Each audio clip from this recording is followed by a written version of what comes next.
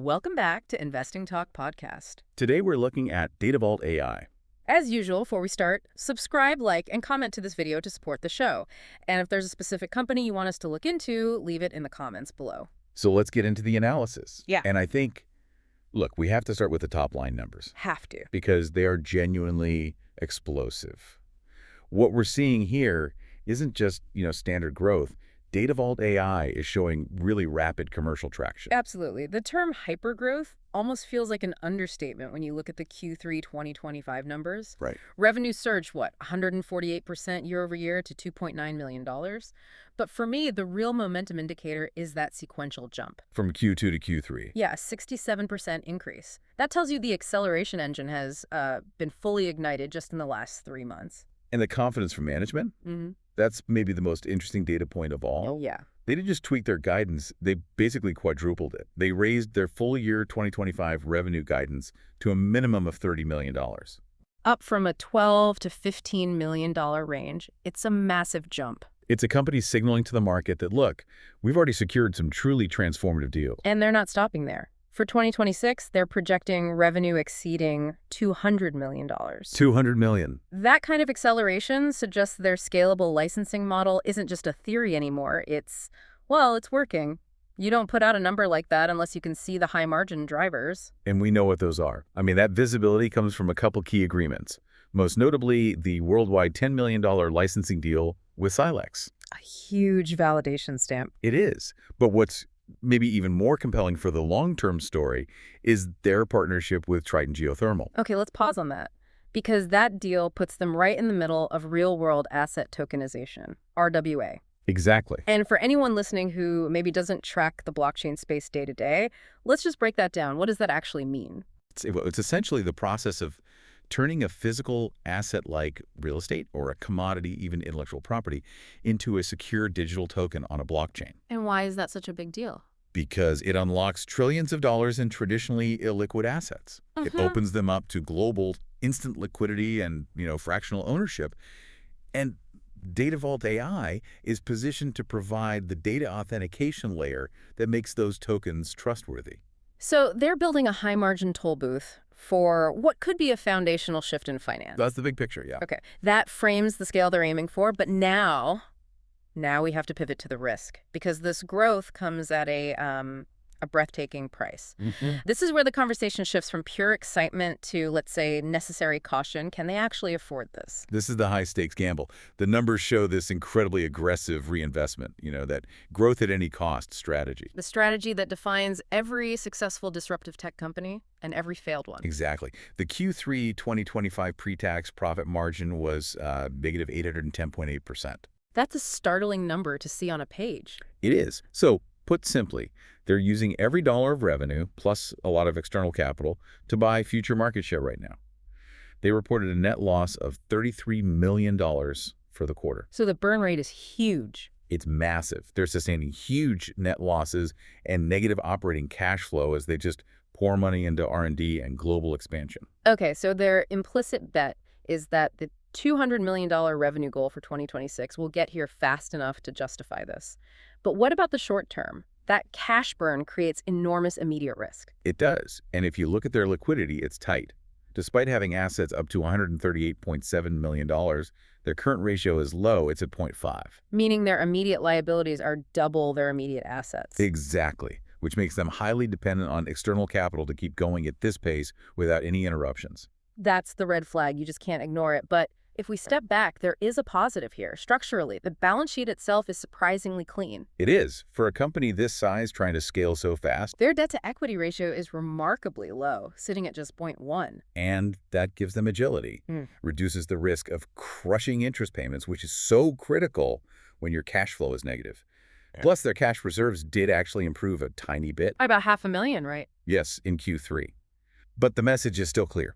This is a race against the clock. They have to land that massive scaling to justify these losses before the capital runs out. All right, so shifting to why investors are willing to take that risk, the technology moat. You have to align with a powerhouse in today's AI landscape, and DataVault AI has seriously deepened its alliance with IBM. They hit platinum partner status. Yeah. And integrated the WatsonX.ai suite. Now, Platinum Partner isn't just a badge for your website. What does that actually unlock for them that a competitor can't just easily copy? It's all about enterprise-grade trust and access.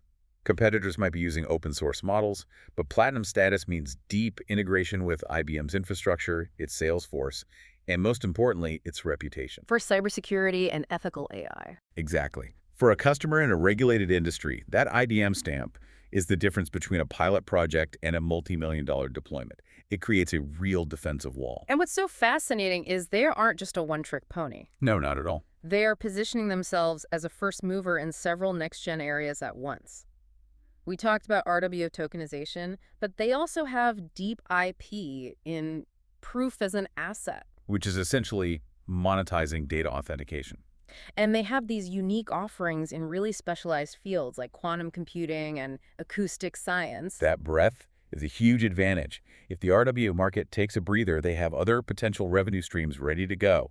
It's diversification through deep tech. And they're backing this up with real operational moves. They just moved to a much larger headquarters in Philadelphia. Right, to support bigger deployments. You can't land a $200 million run rate from a small office. Yeah. You need the infrastructure. And we should probably mention they also cleared up that Nasdaq minimum bid compliance risk in October. It seems like a small thing, but it's not. No, it frees up so much management bandwidth to just focus on execution. And you see the global validation is there. MOUs with places like Korea Aerospace University, expansion in Europe and Asia. It proves the tech is solving real high-value problems today. So let's look at how the market is reacting to all this. The technical picture is, well, it's pretty bullish right now. It is. The stock's in a confirmed short-term uptrend. It's trading solidly above both its 50-day and its 200-day moving averages. And you see that classic pattern of higher lows and higher highs, which confirms it. But here's the really unusual part. The low volatility. Yeah, a beta of 0.2 in the high-growth AI sector. That's odd. A beta of 0.2 in an AI microcap. I mean, that sounds suspiciously stable. Is that a sign of institutional accumulation, or is it maybe a function of low trading volume? It's likely a mix of both. A low beta suggests the stock is pretty insulated from the broader market swings. So its moves are being driven by company-specific news, not just sector hype. So, informed accumulation. That seems to be the case. It supports the idea that the people buying now have high conviction. And the momentum indicators back that up. The MESED is positive and it's widening, which is a clear sign that short-term momentum is accelerating. And the RSI is bullish, but importantly, it's not overstretched into that overbought danger zone. So what does this mean for a price target? The consensus fair value targets seem to be hovering near $3, which is a healthy upside from here, provided the catalysts actually materialize. And that bullishness is mirrored in sentiment, too. Retail sentiment is strong, but more importantly, it looks like institutional conviction is growing. You're seeing those net inflows, new funds, adding the stock. That's crucial when you're burning this much cash. So let's look forward, the next 90 days. This entire thesis seems to hinge on one single transformative catalyst. The big one. The closure of that $150 million strategic investment from Silex. It's still pending shareholder approval, but if that goes through, it instantly solves the liquidity crunch we talked about. It's a massive liquidity injection. It buys them the time and the runway to execute on that 2026 target. Yeah. Honestly, the whole story is binary until that money's in the bank. Exactly. And there's another piece to that. The first $2.5 million quarterly installment from the Silex license fee is due on December 31st. That predictable, recurring revenue is so crucial for them to start showing margin expansion. And then the final near-term event is the Q4 earnings report, which should be around February 2026. Right. And analysts will be looking for a potential beat and raise to validate that very aggressive $200 million guidance. If they show margin improvement alongside continued growth, that will fundamentally change the narrative. But we have to finish on the risks because they are substantial. Absolutely. That dependency on the $150 million capital raise, it's the single biggest risk. If that deal gets delayed or, fails, their liquidity problems could intensify very, very quickly. And then there's just the general sector risk. They're in an intense innovation race. AI, blockchain, quantum. Larger, better-funded rivals could easily compress their margins if they slow down even for a moment. They have to keep running at full speed, no question. What we've discussed today shows DataVault AI is really at a major inflection point. It's balancing this incredible hyper-growth potential against, significant capital needs. Successful execution on even one of those major catalysts in the next 3 months will define the company's trajectory for the long term. That's all we have for this analysis. Make sure you hit that subscribe button so you don't miss our next look into the market.